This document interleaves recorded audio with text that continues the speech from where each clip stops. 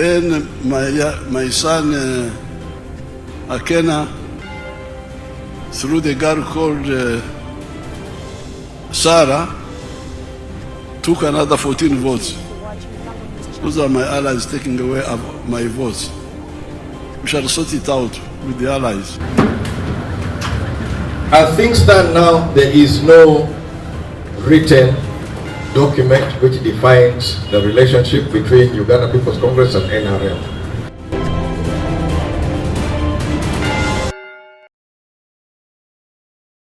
Thanks for bringing up that question. As things stand now, there is no written document which defines the relationship between Uganda People's Congress and NRM.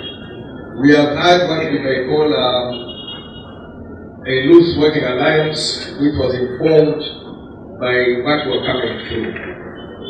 Going forward, we are presenting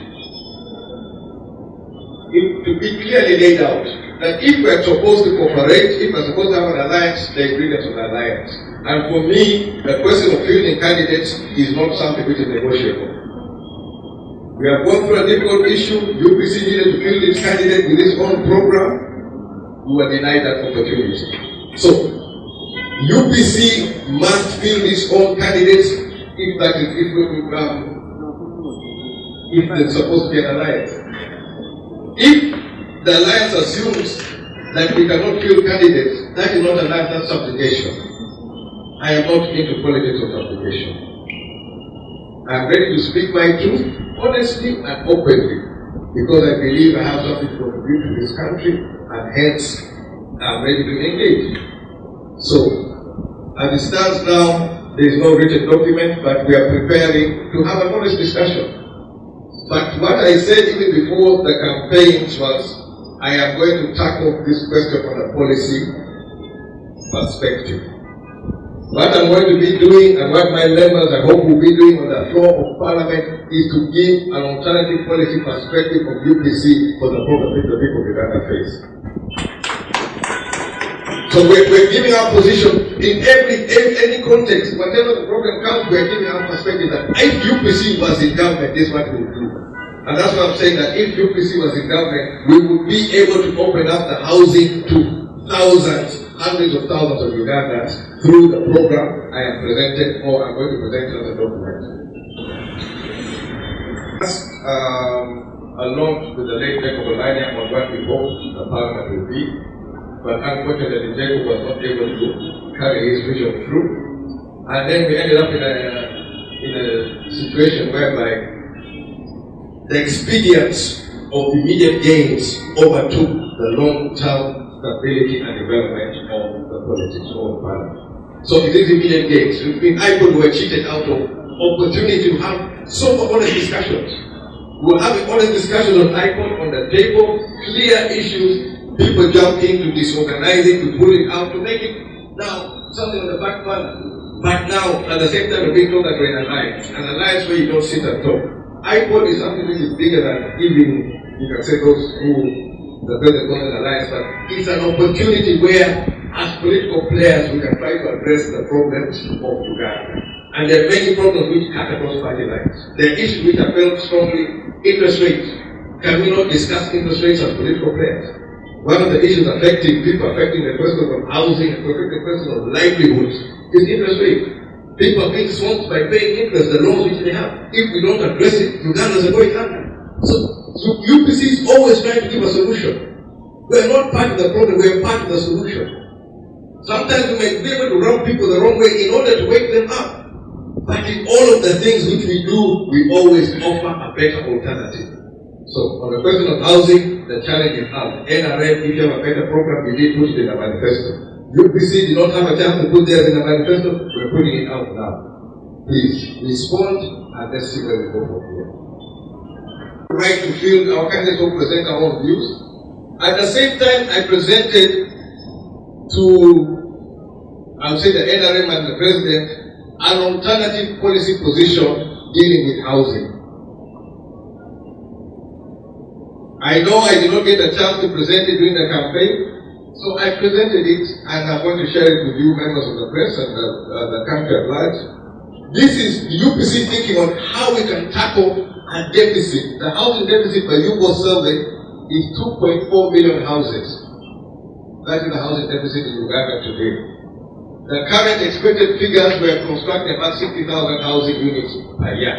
In other words, we are not meeting the needs which are there, and also the gap which is growing. I think we require about 300,000 new houses per year, and there's a gap of already 2.4 million houses.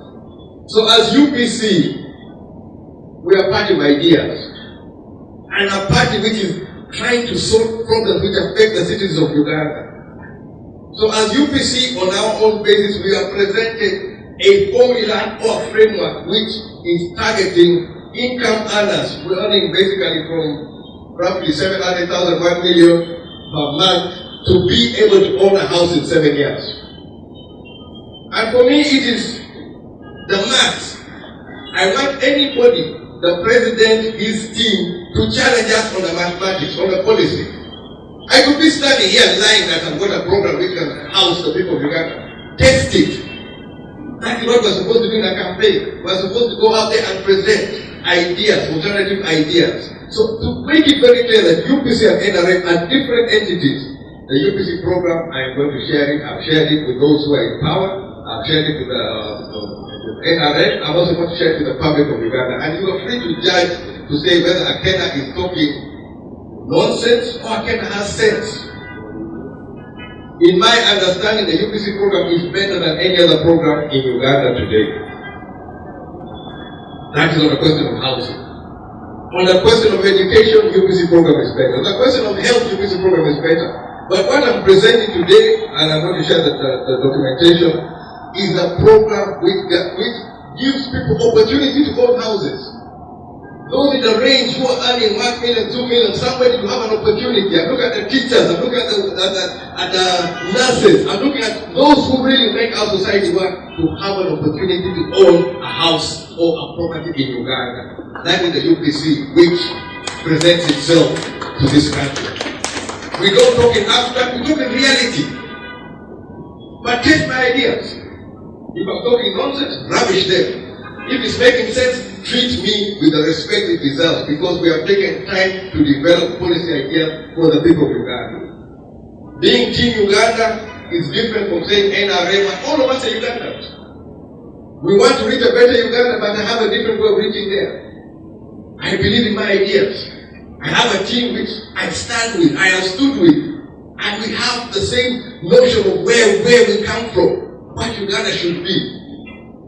And so I tell the president, I welcome discussion, but let's not be plagued by corruption. And I have been open on it. I have also, I penned a prayer against corruption in Parliament and hope for a Parliament that allows the voice of the citizens of Uganda to come through. So I have not supported the corruption. One of the issues which I've raised repeatedly is that I've been on the National Economic Committee. We failed to present the indebtedness of Uganda even once. We do not present it. But when it's a loan, it does not take. We're very quick to ask for a loan. They ask for the report. But the indebtedness is not there. That is in itself for me is corruption. Because we're not giving the true picture of where things are and where we hope things to be. So corruption has been there. And it was expected that for the signals which came from Charles Kwanzi, when he talked about the leadership and questions of corruption, I've been a backbencher. Backbenchers, we don't really have a chance for corruption. But the leadership and things like that, yes, can be affected.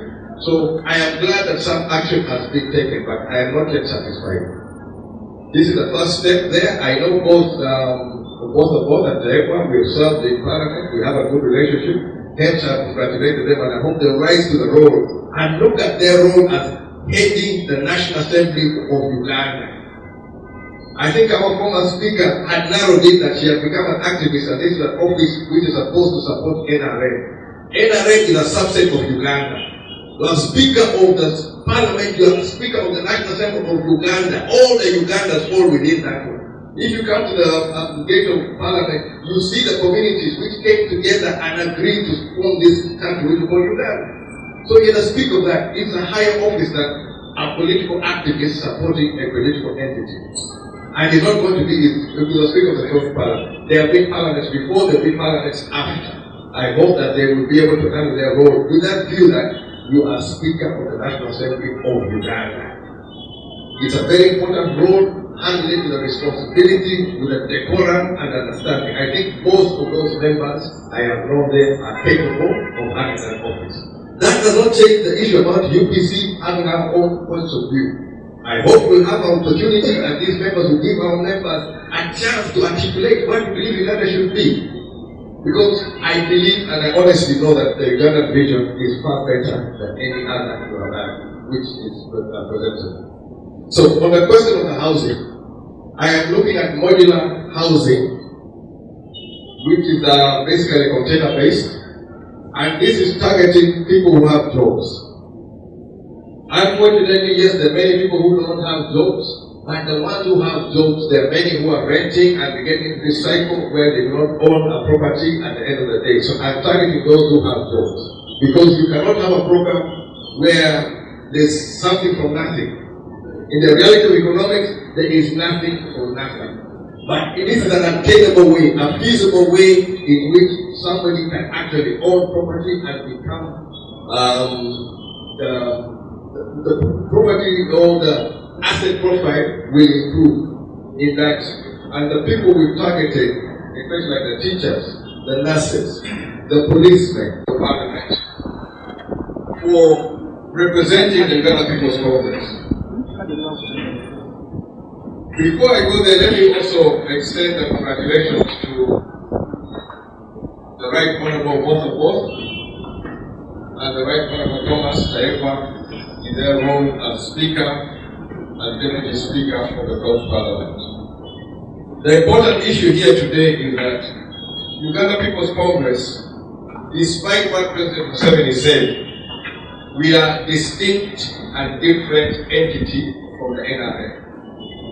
And that is why, if we talk about alliances or the like, UPC should have a right to field its own candidate in any race it so chooses.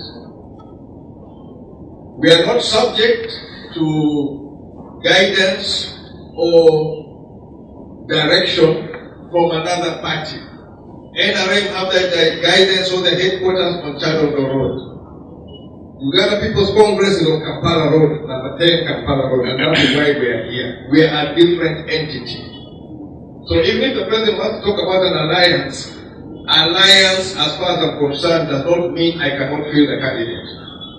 And when I choose to field a candidate, I will field my candidate and I'll support my candidate. And I do not need permission to do so. And that is something which often we're not, or the president does not seem to appreciate, that we are different entities. Uganda People's Congress, all of my members here competed against NRM. In the 4 terms I've served in this Parliament of Uganda, I competed against NRM. I have no problem with competition. And democracy entails that we compete. That is when we have a product which is worthy for the citizens of Uganda. So, I thank the team for nominating Honorable Sarah and for standing up for carrying the party flag and for going and representing us. To make it clear that we are not the same thing. We are all Ugandans seeking for future for Uganda, but we're different entities.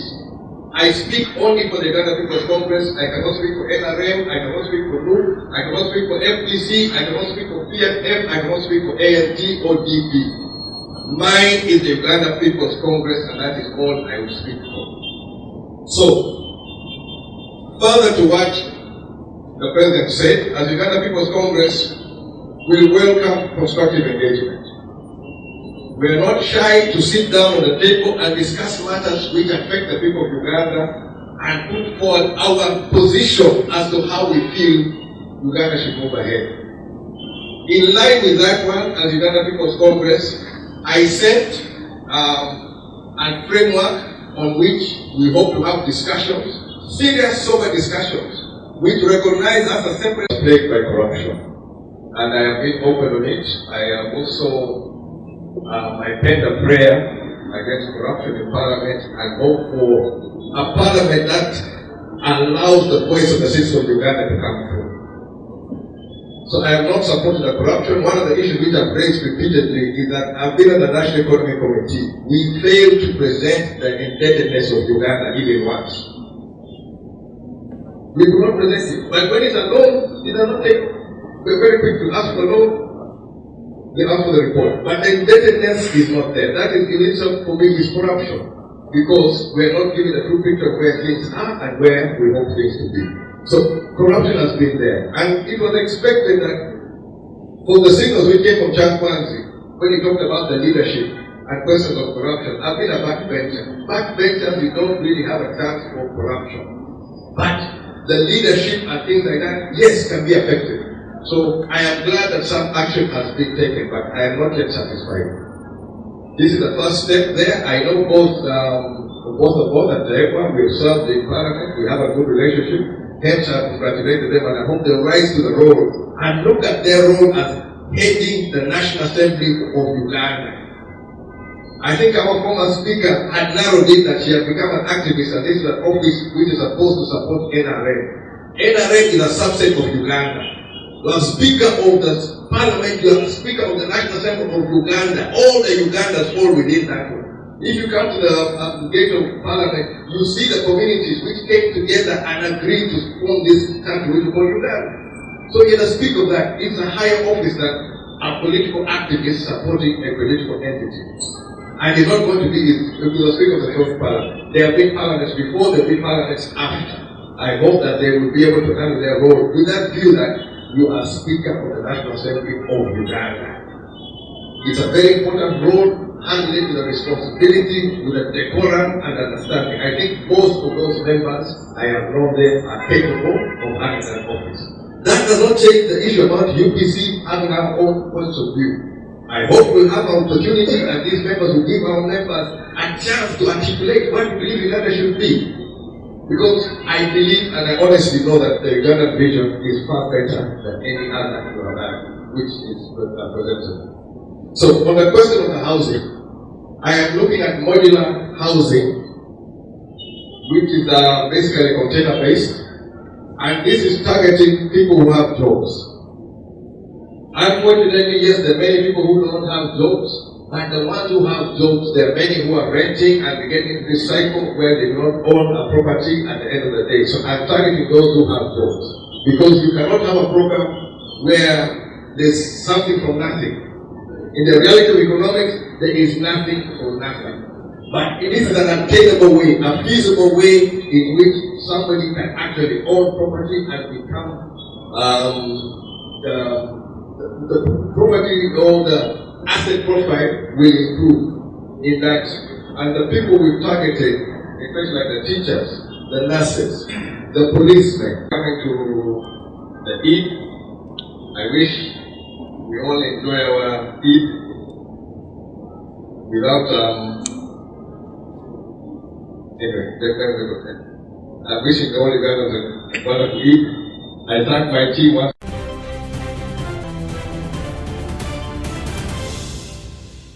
Thank you for watching Lango News channel. Please subscribe for more updates.